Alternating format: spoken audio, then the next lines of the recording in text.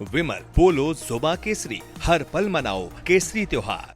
TMC ये क्यों कह रही है राजीव जी कि आयोग के हाथ खून से रगे हैं, जबकि मौतों को लेकर आयोग इसे अफवाह करार दे रहा है कि अफवाह से ज्यादा ये कुछ नहीं। इस सब के बीच अगर उत्तर प्रदेश में आ जाएं तो अखिलेश यादव कह रहे हैं कि एसआईआर के बहाने ये लोग आरक्षण, नौकरी और आपके अधिकार छीन लेंगे। नाउ राजीव जी।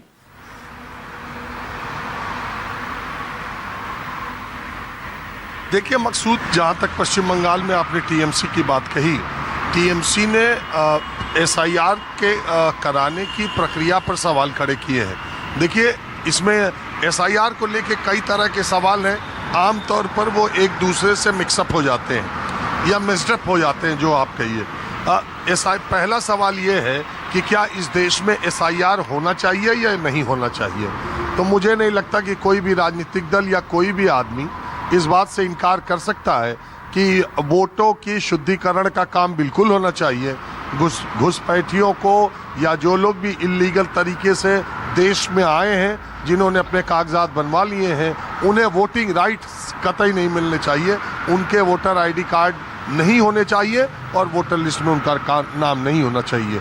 जो लोग मृत हैं, जो लोग शिफ्ट हो गए, जिनके पास 2-2, 3-3 मतदाता पहचान पत्र हैं, वो एक ही होने चाहिए।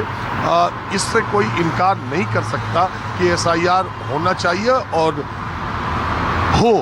अब दूसरी बात आती है कि इसकी प्रक्रिया जो अभी से अपनाया गया वो ठीक है या नहीं, ये एक बड़ा सवाल है। क्योंकि इतनी बड़ी एक्सरसाइज इतने कम समय में कराना और उसके बाद वो त्रुटिपूर्ण न रह जाए, ये भी एक सवाल खड़ा होता है। और क्या सारे वोटर्स जिनकी फिजिकल वेरिफिकेशन की बात कही जा रही है और असली मंतव्य और उद्देश्य एसआईआर का जो है वो इससे पूरा हो रहा है कि केवल एक फॉर्मेलिटी हो रही है कि फॉर्म बांट दिया, फॉर्म ले लिया, फॉर्म भर दिया और फॉर्म अपडेट हो गया। मैं तो बंगाल होके आया हूँ, पश्चिम बंगाल से। जहाँ तक अब तीसरी बात आती है कि ये बीएलओस को लेकर सबसे बड़ी प्रॉब्लम जो ज़मीन पर देखने को मिलती है वो ये कि इतनी बड़ी एक्सरसाइज का सारा बोझ बीएलओस के ऊपर है और उनकी जो आत्महत्याएं, उनकी जो मौतों की खबर आ रही है, मैं तो ये मानता हूँ कि किसी की मौत हो और उसके परिवार वाले अगर कोई बात कहते हैं और अगर वो सुसाइड नोट लिखता है तो ये माना जाना चाहिए कि वही कारण रहा होगा।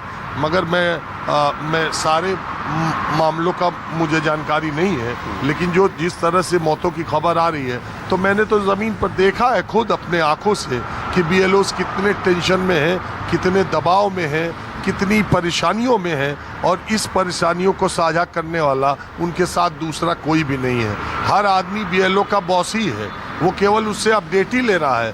बीएलओ की मदद कुछ राजनीतिक कार्यकर्ता, कुछ सामाजिक कार्यकर्ता, कुछ ग्राम प्रधान, कुछ सरपंच, वार्ड मेंबर भले कर दें चलते हुए और अपने राजनीतिक हितों को देखते हुए, लेकिन दूसरा कोई उसकी मदद के लिए आ नहीं रहा है।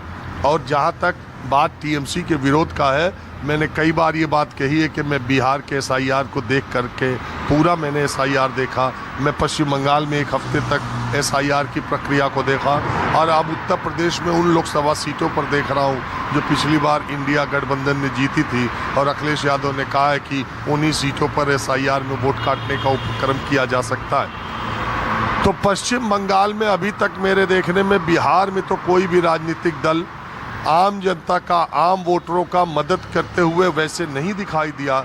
जहां टीएमसी पश्चिम बंगाल में चप्पे चप्पे पर लगा करके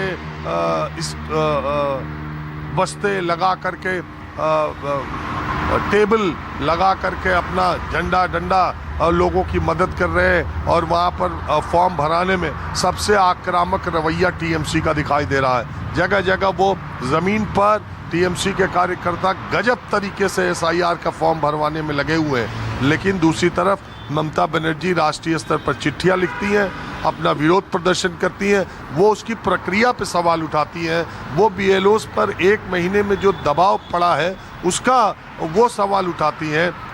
बाकी एसआईआर की प्रक्रिया उनकी पार्टी सबसे तेज़ी से फॉर्म भरवाने में लगी है। मकसूद, ये भी एक सच्चाई है। और तीसरी और अंतिम बात यह है कि क्या बिहार की आम जनता, क्या पश्चिम बंगाल की आम जनता और क्या उत्तर प्रदेश की आम जनता को एसआईआर से कोई दिक्कत है या एसआईआर उसके लिए कोई चुनावी मुद्दा है? क्या आम जनता ये मानती है कि एसआईआर के जरिए चुनाव आयोग सत्ता पक्ष को फायदा पहुंचाने जा रहा है? तो मैं डंके की चोट पर कह रहा हूँ, ऐसा कुछ भी नहीं है। आम जनता को एसआईआर से कहीं कोई दिक्कत नहीं है और नहीं ये चुनाव का मुद्दा है, नहीं आम लोगों में चर्चा का मुद्दा है। तो फिर जो विपक्षी पार्टियां तमाम जो सवाल उठा रही हैं और अब संसद का जो है शीतकालीन सत्र विंटर सेशन शुरू होना 1 तारीख से, उसको लेकर भी पहले ही अपनी स्ट्रेटेजी साफ कर चुके हैं कि इस बार तो बीएलओ की मौतों का भी हिसाब लिया जाएगा और यह भी पूछा जाएगा सरकार से कितने घुसपैठिए हैं।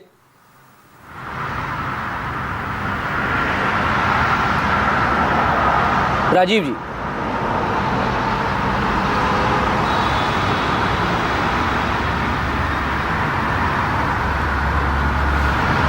राजीव जी मेरी आवाज आप तक पहुंच पा रही है? हाँ मकसूद आवाज आई, बताएं।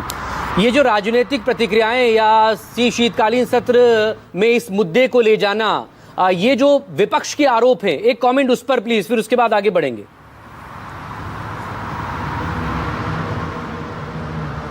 थोड़ी थोड़ी आवाज आ रही थी मकसूद, जो मैंने ये समझा कि आप कह रहे हैं कि सेशन शुरू होने वाला विपक्ष इसको एक बड़ा मुद्दा बनाएगा। जी, एसआईआर की प्रक्रिया को, एसआईआर कराने के तरीके को, बीएलओस पर पड़ रहे अत्यधिक दबाव को लेकर के अगर चुनाव आयोग को घेरा जाए, अगर केंद्र सरकार से ये बात कही जाए, वैसे तो केंद्र सरकार कहेगी ये चुनाव आयोग का मसला है और इसको हम क्या जवाब दें, चुनाव आयोग एक संवैधानिक संस्था खुद ही जवाब दे। बहरहाल उस चुनाव आयोग बार बार जवाब दे रहा है, वो एक अलग अलहदा मामला है। बीएलओस की परेशानी, ये प्रक्रिया की परेशानी, वो ब्याही गई बहू अगर आपके घर आई है तो फिर उसके मम्मी पापा का लेना, डिटेल मंगाना, वो सब चीज़ें, उसकी जो प्रक्रिया है उसकी बात अलग है। बात यह है कि इस एक्सरसाइज से आम लोगों में कोई राजनीतिक संदेश जा रहा है, आम लोगों में कोई ये संदेश जा रहा है कि टारगेटेड वोट डिलीट किया जाएगा, टारगेटेड लोगों का वोट बढ़ाया जा रहा है, टारगेटेड लोगों का वोट घटाया जा रहा है। ये प्रक्रिया कुछ लोगों को वोटिंग अधिकारों से वंचित करने की है। लोग इसको लेके बहुत हड़बड़ी में है, लोग सारा कामकाज छोड़ करके एसआईआर में लगे हुए हैं। अब ऐसा बिल्कुल भी नहीं है, आम जनता को कोई फर्क नहीं है एसआईआर हो रहा है, फर्क है बीएलओस को, क्योंकि वो सबसे ज्यादा परेशान है। उदाहरण के तौर पर मैं कल शामली जिले में था, वहां पर बहुत सारे बीएलओस ऐसे हैं जिन्होंने 90% से ज्यादा कर दिया और बहुत सारे बीएलओस घूम रहे हैं, उनका 60% भी नहीं हुआ। अब बताइए 5-6 दिन बचा है, 25 दिन में अगर 60% अपलोड हुआ है तो 5-6 दिन में 40% अपलोड करने के लिए उनके ऊपर कितना मानसिक दबाव होगा, ये खाली बीएलओ समझ सकता है। मगर आम जनता, आम लोगों को इससे कहीं कोई परेशानी नहीं है और विपक्ष जो बातें कह रहा है कि वोट काटने का है, साजिश है, ये है, वो है, मुझे पता नहीं चल पाता क्या विपक्ष के उन नेताओं ने गांव-गांव, शहर-शहर ये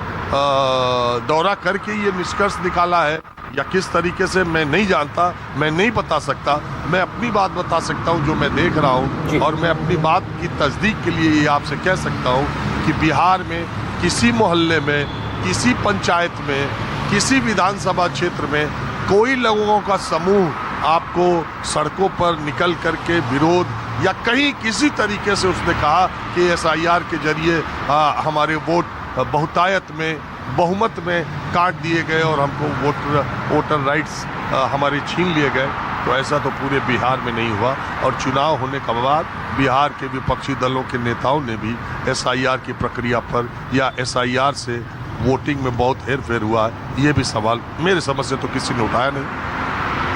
बहुत शुक्रिया आपका राजीव जी हमसे जुड़ने के लिए। ना अशोक तिवारी